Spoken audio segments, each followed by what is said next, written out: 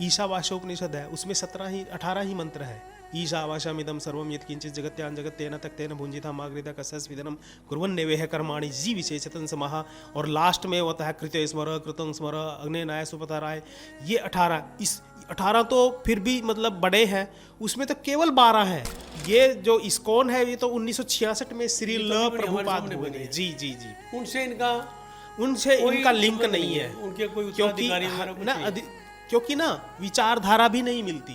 1966 में एक प्रभुपाद थे, इनको गौड़ीय मठ से इनका मतलब चैतन्य से संबंध है। हाँ, पर ये तो चैतन्य, हाँ जी वहाँ से अलग हुए। हाँ जी, ये इस बात को नहीं मानते। ये कहते हैं इस्कॉन वाले कि सृष्टि में जो जीवात्मा है वो परमात्मा हो ही नहीं सकता। परमात्मा तो अल्टीमेट अलग सत्ता है, वो एक नहीं हो सकता।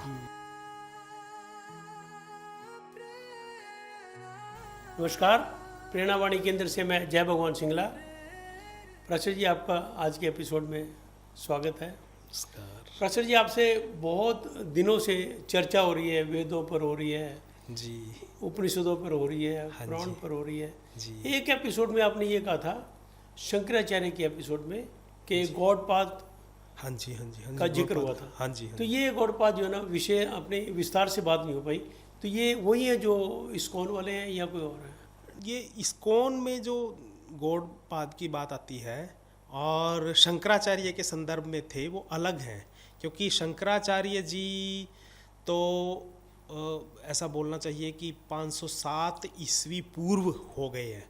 वैसे यूनिवर्सिटीज़ वगैरह में तो 788 में एक शंकराचार्य हुए हैं, उन्हीं को आदि शंकराचार्य बोल दिया। पर नई नई शोधें होती रहती हैं, तो इसके ऊपर चारों जो पीठें हैं शंकराचार्य द्वारा स्थापित, उन्होंने ही ये प्रमाणित कर दिया कि 507 ईस्वी पूर्व, यानी कि आज से 2500 वर्ष पूर्व हो चुके हैं। और ये तो अब के हैं। हाँ, ये 788 में तो बहुत बाद में। इस्कॉन तो बनी अभी है, ज़्यादा। अच्छा, ये जो इस्कॉन है ये तो 1966 में श्री ल प्रभुपाद हुए थे। जी जी जी। उनसे इनका लिंक नहीं है, उनके कोई क्योंकि क्योंकि ना विचारधारा भी नहीं मिलती। ये शंकराचार्य ने जो स्थापित किया वो अद्वैत वेदांत स्थापित किया। ये अद्वैत नहीं मानते। इस्कॉन की जो वो है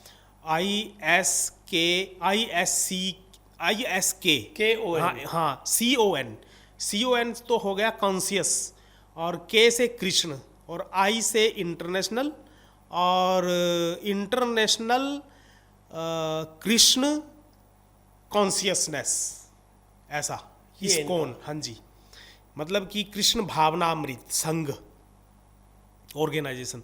तो ये जो 1966 में एक प्रभुपाद थे, इनको गौड़ीय मठ से इनका मतलब चैतन्य से संबंध है। हाँ, पर ये तो चैतन्य। हाँ जी, वहाँ से अलग हुए। हाँ जी, अलग क्या, बस उन्होंने उनकी फिलॉसफी को उठाया है। वैष्णव जो संप्रदाय है चैतन्य की, उनकी फिलॉसफी को श्री ल प्रभुपाद ने 1966 में उस विचारधारा को उठाकर और एक ये संप्रदाय बनाया है। इससे पूर्व इनका जिक्र कहीं नहीं है। और शंकराचार्य जी 2500 वर्ष पूर्व उनके जो गुरु थे उनका नाम था गोविंदपाद, और गोविंदपाद के जो गुरु थे वो थे गौड़पादाचार्य जी। यानी कि कोई कनेक्शन इनका ना, शंकराचार्य के भी परम गुरु थे। और गौड़पादाचार्य ऐसे व्यक्ति थे, ऐसे दार्शनिक थे, जिन्होंने पहली बार दर्शन के क्षेत्र में अद्वैत शब्द उपनिषदों से लेकर वहाँ से उठाया, इंसर्ट किया, और हाँ, और एक उसको प्रकाशित कर दिया और एक स्कूल बना दिया। गौड़पादाचार्य का ही स्कूल एक किस्म से कहना चाहिए वो शंकराचार्य ने विस्तृत किया है। मांडुक्य उपनिषद है डॉक्टर साहब एक, तो मांडुक्य उपनिषद के ऊपर गौड़पादाचार्य, मांडुक्य उपनिषद बिल्कुल छोटा सा है, जैसे अपना ये ईशावास्योपनिषद है, उसमें 18 ही मंत्र है। ईशावाशमिदं सर्वं यत्किञ्चित् जगत्यां जगत्तेन तक्तेन भुञ्जिता मागृता कस्यस्विदनं कुर्वन्नेवेह कर्माणि जी विशेषतन समाह। और लास्ट में होता है कृत्य स्मर कृतं स्मर अग्नेनाय सुपताराय। ये 18, इस 18 तो फिर भी मतलब बड़े हैं, उसमें तो केवल 12 हैं, परंतु 12 में ओम की व्याख्या और प्रज्ञानम ब्रह्म जो तत्वमसी की बात बाद में आती है, ये सब बातें कि आत्मा ही परमात्मा है, वो अद्वैतता की बातें, इनके ऊपर ये अपने गौड़ापादाचार्य ने इतना सुंदर भाष्य लिखा है। उस भाष्य के ऊपर फिर अलग अलग लोगों ने टीकाएं लिखी हैं समझने के लिए, सूत्रात्मक को विस्तृत करके।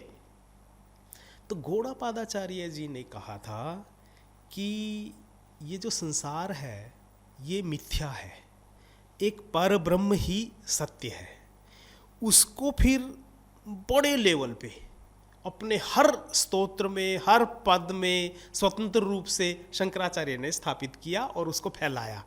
और उसी आधार पर 4 यूनिवर्सिटीज़ उन दिनों स्थापित की। मुख्य बात क्या थी? जो वेदांत है, वेदांत के ऊपर तो रामानुज, मध्वाचार्य का विशिष्टाद्वैत रामानुज का, और यहाँ अब तक की जो परंपरा है, अलग अलग स्कूल आए। पर और अभी जो आप जिक्र कर रहे थे इस्कॉन वाले श्रील प्रभुपाद ने भी वेदांत के ऊपर लिखा है। परंतु ये मायावाद, जो माया अनिवर्चनीय शब्द गौड़ापादाचार्य जी ने और शंकराचार्य जी ने यूज़ किया, ये इसके खिलाफ है। ये नहीं मानते, और ये ऐसा मानते हैं कि कृष्ण ही अल्टीमेट है। कृष्ण अल्टीमेट तो वो भी मानते हैं, परंतु वहाँ अद्वैतता की बात आती है हर बार। जैसे ये गिलास रखा है, इस गिलास में पानी है, इसको मान लो किसी बड़े बर्तन में, पानी के बर्तन में हम रख देंगे, तो ये पानी और उस बर्तन, बड़े बर्तन का पानी, दोनों है तो पानी, परंतु दोनों का आकाश के हिसाब से और उसकी सीमा रेखाएं भी अलग अलग हैं, अलग अलग। परंतु यदि इसको हम हटा देंगे, गिलास को तोड़ देंगे, तो जल जल ही समाना। जैसे कबीर ने भी कहा, फूटा घट घट घट ही समा, जल जल ही समाना, फूटा कुंभ कुंभ जल जल ही समाना। ऐसे ही जो घटाकाश है, घड़े का आकाश है, और ये पूरे का पूरा आकाश है, वो दोनों आकाश में भिन्नता नहीं है। क्या भिन्नता है? केवल ये जो घड़े की दीवार है, इसको हटा देंगे तो दोनों एक हैं। तो ऐसे ही जीवात्मा जो है और परमात्मा है, वो अलग नहीं है। तो ये जो अलगाव है, ये माया का अलगाव है, ऐसा वो मानते हैं गौड़ापादाचार्य, और शंकराचार्य ने इसी बात को आगे बढ़ाया है। परंतु ये इस बात को नहीं मानते। ये कहते हैं इस्कॉन वाले कि सृष्टि में जो जीवात्मा है वो परमात्मा हो ही नहीं सकता। परमात्मा तो अल्टीमेट अलग सत्ता है, वो एक नहीं हो सकता। इसके ऊपर ये नहीं, बहुत से ऐसे सांख्य दर्शन पूरा इसी के ऊपर खड़ा है। दयानंदी जो लोग हैं, हमारे यहाँ सिख धर्म में भी कहा है ज्योति ज्योत, हाँ जी, ज्योति ज्योत, हाँ जी, ये ज्योति उस ज्योत में जाके समा जाती है। तो ये जो मुक्ति की अवधारणा समाने की बात है, ये अद्वैतता सिद्ध करती है। और जो उसके पास बैठकर उसका आनंद लेना या उसको निहारना और फिर भी अलग रहना, वो कर्मों के हिसाब से फिर आगे जन्म लेते रहना, वो सब इन विचारधाराओं में है, जिसमें इस्कॉन भी आता है। तो गौड़पादाचार्य, अच्छा डॉक्टर साहब, ये जितने भी आज स्कूल्स अलग अलग 6 हैं, ये मतलब वेदांत योग में, हाँ जी, स्कूल ऑफ थॉट कहते हैं, हाँ जी।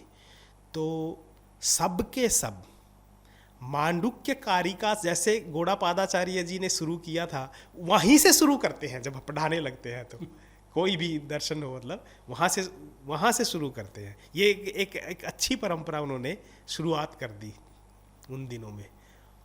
तो आज से मतलब 2500 वर्ष पूर्व की वो परंपरा आज भी चल रही है। धन्यवाद प्राचार्य जी, आपने सचमुच, क्योंकि ना कई बार ये गलतफहमी हो जाती है नाम की, हाँ जी, कि शायद वही है।